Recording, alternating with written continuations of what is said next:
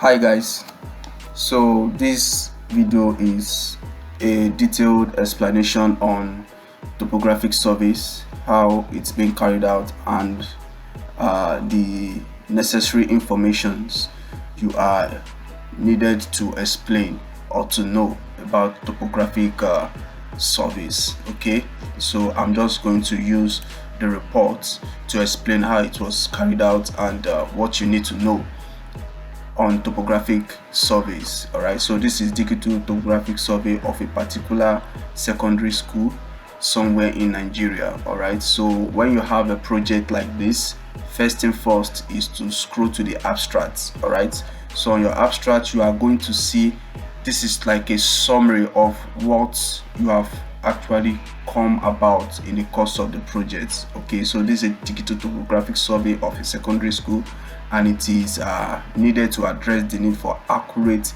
terrain data to guide future infrastructures within that particular region. All right, so that is just the idea for topographic surveys.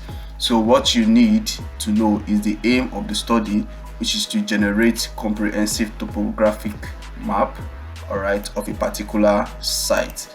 Then the objectives, very important after the aim, is very necessary to note. Okay, so the first thing in your objective is to carry out reconnaissance. All right, after that then you carry out the perimeter survey with traversing.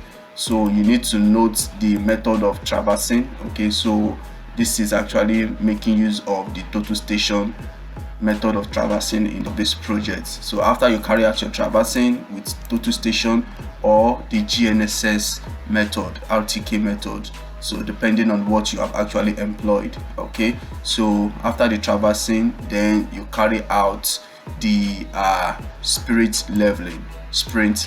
So this is to obtain the elevations of each spot within the project site depending on the intervals you are adopting, maybe 20 meters grid intervals. All right, so you use sprint leveling if you are making use of the total station. If you are making use of the level equipment, method of reduction may be the rise and fall method or the height of equipment method. However, this project made use of total station, so it is sprint leveling. Okay, so after you obtain your spot height, remember reconnaissance, perimeter survey, which is the traversing, then you are going to grid your site into equal intervals to obtain the level of spot heights. Then you carry out details. So these details is to identify and document natural and artificial features within your project site. Okay, so detailing is next. So after detailing, okay, then you can now carry out all the plan production, which is the perimeter plan, the spot height map, the contour map, and detail map, as well as the composite map. Okay, so that is just the idea of the objectives.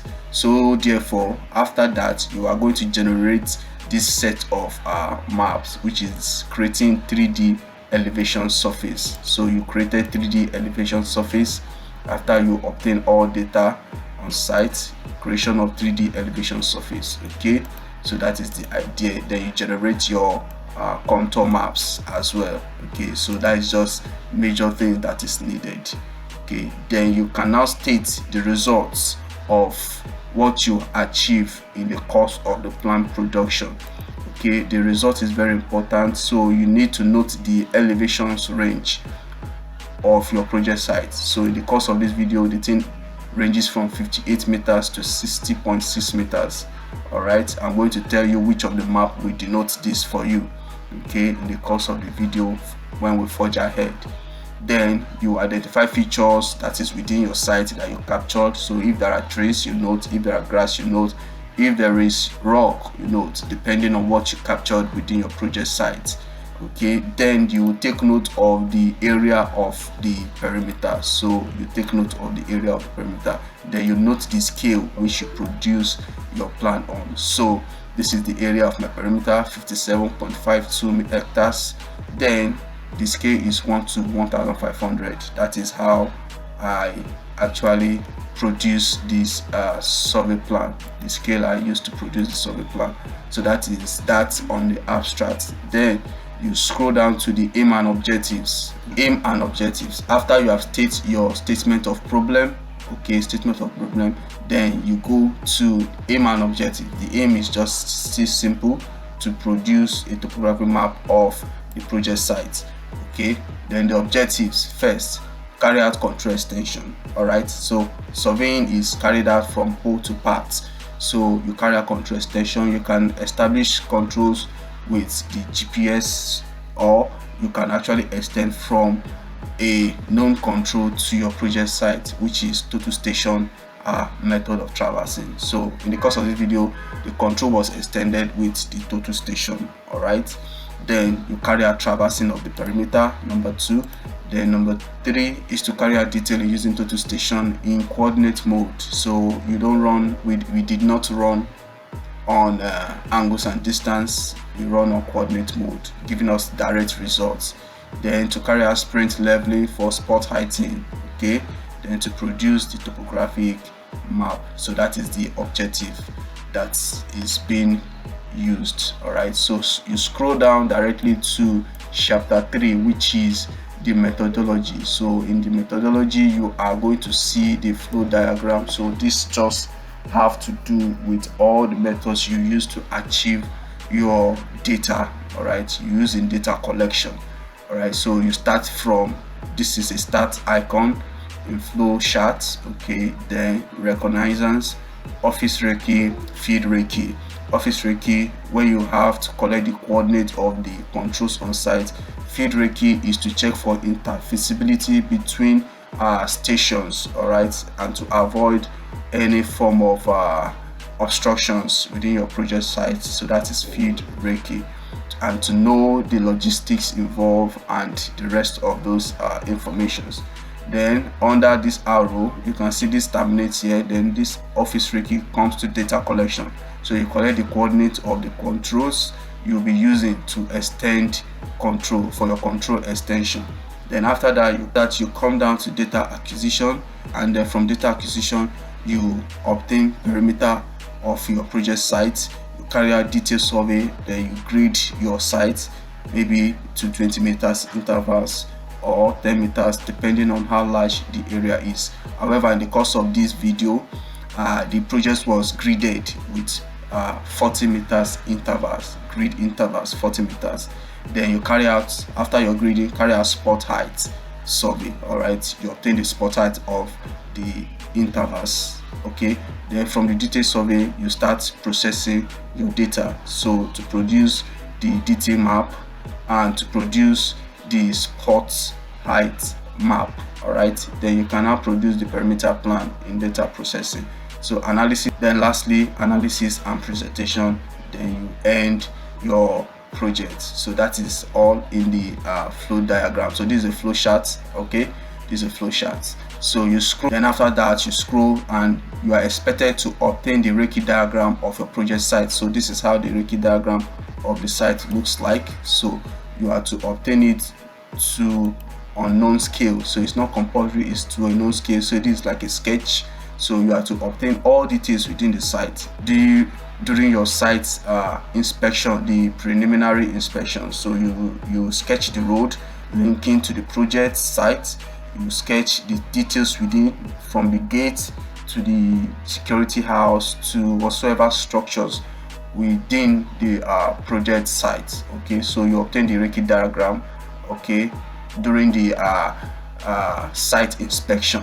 So that is that. Then you list the equipment you are going to be using and the softwares you'll be using as well. Okay, then you scroll down to equipment comparison. So this is like equipment calibration and setup, and here is where you need to obtain the coordinates of the controls on site with the equipment to check the stability of the controls if they are in situ.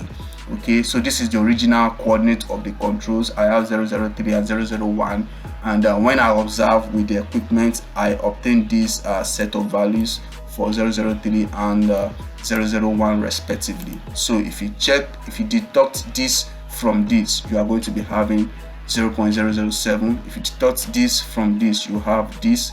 Then if you deduct the instance of 001 with the instance of the observed, you will have this difference. Then for the nothings as well, this difference. So you can see it is a very minute difference, which is okay to go. So this is what the equipment comparison, the instrument coordinate comparison is all about, to check for the stability of the controls on site and to check the health status of the equipment as well, so that you will not be obtaining error with the equipment. So that shows, with this result, it shows that the equipment is okay to be used and the controls is in situ as well. So that is that on this particular stage. Then the field operation is just how you carry out your survey. Okay, so that one is just basic traversing and control extension. So I started from 001,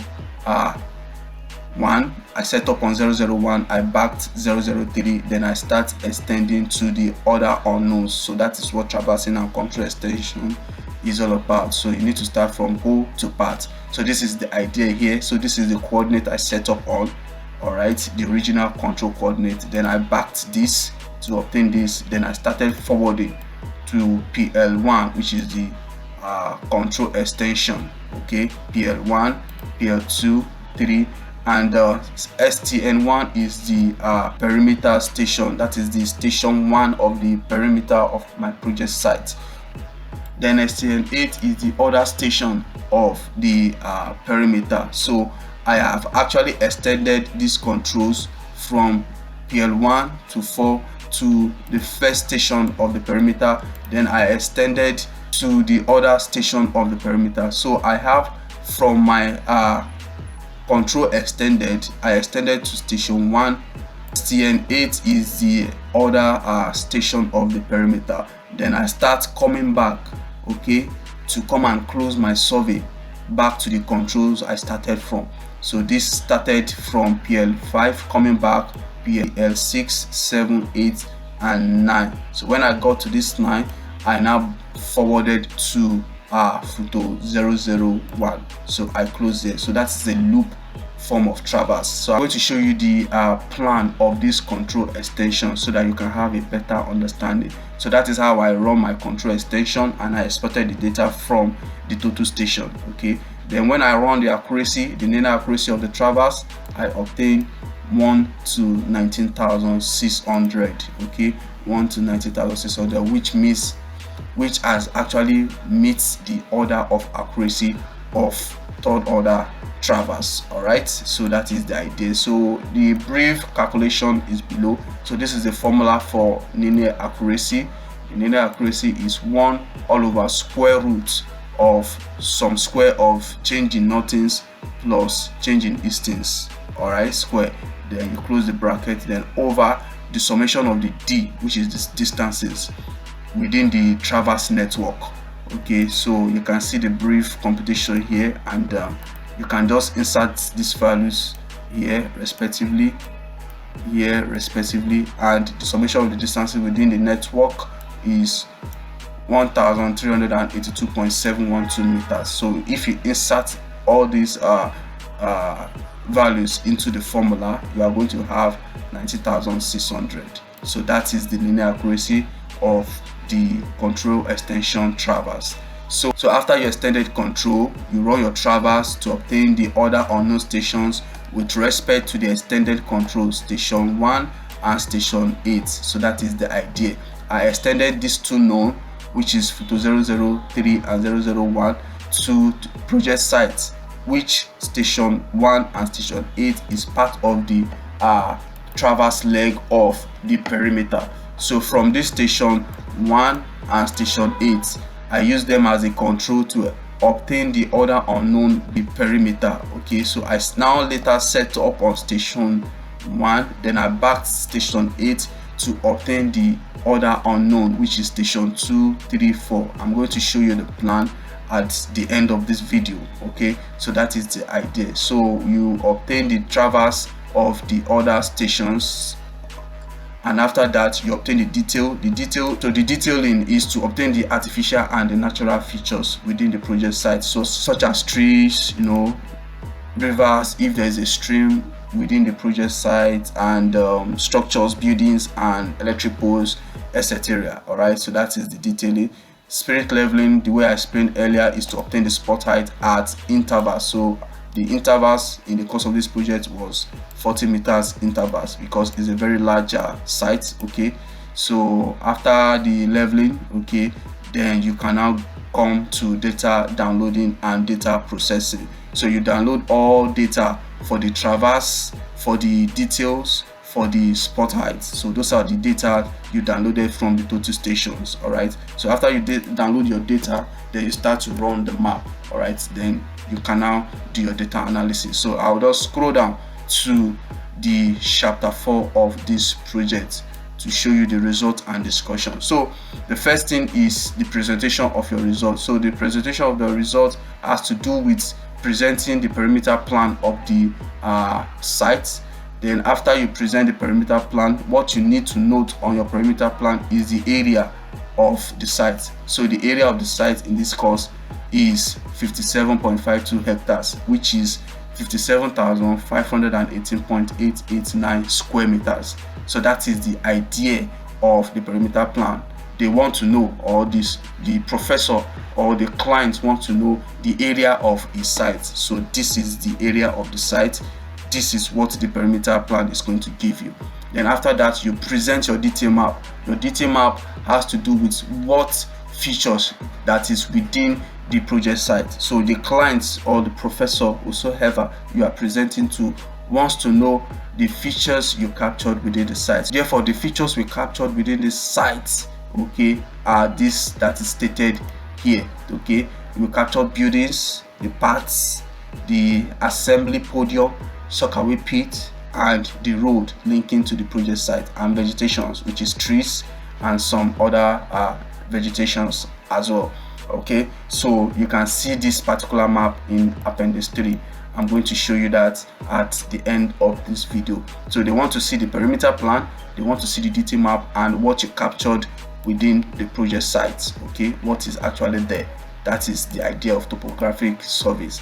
Then the contour map. The contour map now is going to show the characteristics of the terrain. Okay, so this is going to show you the elevation differences, okay, the relative elevation differences between the project sites. So what they want to know here is the contour intervals. So the contour intervals in generating the contour map in the course of this project was 0.5. That is the contour interval, 0.5. Okay, then the spot height map will be produced as well. So on your spot height map, what they want to see is the spot height, okay, above the sea level. The spot height above the sea level. So they want to see the differences in elevations at the graded intervals. So the graded intervals, like I explained earlier, was 40 meters. At each grade intervals of 40 meters, there should be a spot height. Okay, that gives the direct elevations above sea level. Okay, so I'm going to show you the map as well and how it looks like at the end of this video. All right, so they want to know the minimum height within the project site and the maximum height, so that when they want to do the cut and fill within the project site, they can know, the engineers can know what to do. So this is the idea of spot height map. Then generally, or the composite map, which comprises of the overlaying of the perimeter plan, detail map, contour map, spot height map. So that is the composite map. So this is going to give everything in one map. So that is the idea. Then lastly, the 3D surface. This gives the visualization of the terrain configuration. All right, so this can actually be used by the engineers as well. So you can see the minimum elevations of this project site is 58 meters, while the maximum is 60.6 meters. All right, so you can see that the highest point is the red part. So this region is very high. So this region of the site is very high. This green is the normal elevations of the project site, while the blue is the deepest part. All right, so if they want to do a cut and fill, they can know how to go about it. They can now know that this region will be cut, this region will be cut, why this blue region will be filled. So whatsoever excavated material you have here, you use it to fill up this place so that there can be easy flow of water within the project site. So that shows also that this region will be flooded. So if there are buildings here, farmland here, this region will be flooded. There won't be an advantage for crops to grow if it's a farmland, but this place is a school, so there's going to be some classrooms here. That shows that these classrooms, when there's rainfall, it is going to be flooded. Why this place is going to be very high, it won't be flooded. All right, so that is just the idea of 3D surface map. So that is just it. So I'm just going to show you the brief explanation, which is this discussion of the analysis. So in this project site, you will explain to them, to your clients or to the professor, that the area is 57.52 hectares, and what you identified within the project site are the detailed features, okay, the sockaway pits, the what's it called, the vegetations, and the rest of it. Then you will tell them the linear accuracy of your traverse, which in this case is 1 to 19,600, then the scale, which is 1 to 1,500. All right, that is just the brief explanation. Then you will tell them the heights of elevations, okay, the elevations, the list of the heights is 58 meters, while the highest is 60.5 meters. So that is the idea. Then lastly, you can now summarize. So this, you do not have much thing to do here. Then you can now come to recommendations based on what you have observed on site and what you have actually come up with. Okay, so you can now suggest that there should be proper planning for sustainable development within the project site. Okay, and also control measures like vegetations and retaining walls in steep and low lying areas of the school should be encouraged.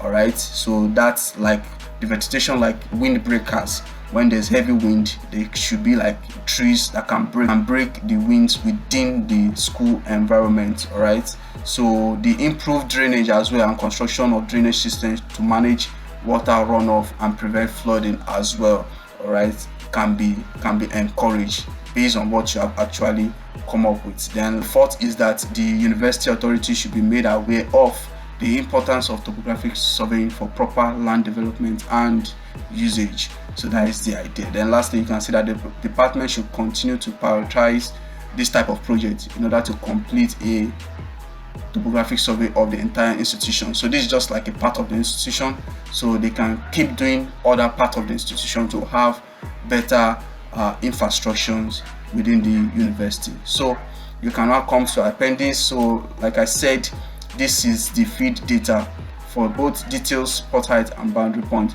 So here you can see these are description for admin blocks. These are the details, and I'm just going to show you that of the station. All right, we have station 1 to station 8.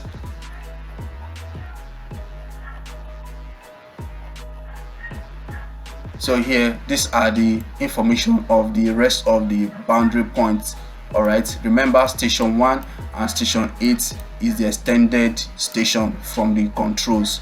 Then this station 2 to 7 is the other unknowns that was now observed with respect to the station 1 and 8, that is the extended controls. All right, so that is the idea. Why others is the details of the features and spot heights.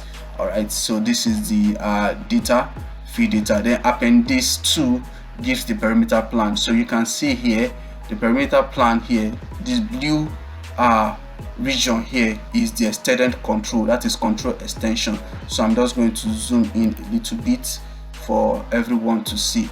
So you can see this is 003 and 001. So the equipment was set up on 001, you backed 003. all right, then you start forwarding clockwisely to pillar 1, then pillar 2, pillar 3, pillar 4. Then station 001 is the first boundary station, yes, of the perimeter of the site. All right, station 1 is the first boundary point of the site. Then you now come to station 8, which is the second order boundary point of the perimeter. Okay, so those are the two first data you extended to the project site, all right, to the perimeter. Then you start coming back from this particular station 8, you start coming back to come and close your survey, okay, to the control. So it starts coming back to pillar 5, which is the pillar 5, pillar 6, 7, 8, 9, and back to 001. After you set up on PL9, you back PL8, you forward to photo 003. Okay, you carry your equipment, then you set up here. All right, then you back PL9, which is pillar 9, then you forward to photo 001. So that is how you closed your control extension traverse. All right, so that is just the idea about the perimeter plan. So what you now obtain for this particular information, okay, is to extend the station 01 and station 08. Then from here you set up on 01, you back 08, then you start obtaining the coordinate of this other unknown, which is station 2 to station 7. So that is how you obtain the perimeter information. Then you now produce your traverse with the AutoCAD software. So that is that for the perimeter plan. Then the details, the idea of the details is that you are to obtain all features within the project site. So everything within the project site will be captured. All right, so the idea is after you have run your perimeter survey, you have successfully obtained the correct coordinate of other stations. Okay, so the idea of running the detail survey is that you will set up on a particular known point that is close to the features that you want to capture. So the two stations that is close to features is station 6 and station 7. So you set up on station 6, then you back station 7, then you start obtaining the edges of the features. So let me just zoom a little bit more. So the first features I captured within the project site is these security houses that is close to the gate. All right, when I set up on station 6, rather, I now back station 7. all right, then I start obtaining the edges of these buildings. Okay, then I start obtaining, so you can stay on this station and obtain as much as possible features that you can see. Okay, so if you can't see any longer, all you have to do is to lift your equipment and come to the nearest controls that is visible to the features. All right, so that is the idea of obtaining details. So after I obtain all these edges of the features and the point features, which is the trees, and I forge ahead to the AutoCAD work environment, imported all my coordinates and start plotting. All right, so you can check my video description to see how to produce detail map. All right, so it is actually there. So after the detail map, then I move ahead to spot height map. So spot height map was just very easy. The same process I set up on station 6, I back station 7, then I start obtaining at intervals. So you can see here each spot have the elevations. Okay, so this is 58.04, that is the height of this region. The height of this region is 58.36, and so on and so forth. So that is all about the spot height map. Actually explained the list of the height, which is 58, and the highest is 60.6 meters. So that is the idea. Then the contour map is to use software. Okay, I obtain this contour map with respect to the spot height data. So the spot height data is what we aid the contour map generation. It's what we aid the creation of this the contour map. So you can check the video description to see how to create contour map with software. So when I imported the spot height into the software, it generates the contour map, and I now overlay it on the perimeter, then produce the contour map. So after the contour map, now the next thing to produce now is the composite. So the composites have all features, all map overlaid on each other. So inside the composite map, this is the complete topographic map.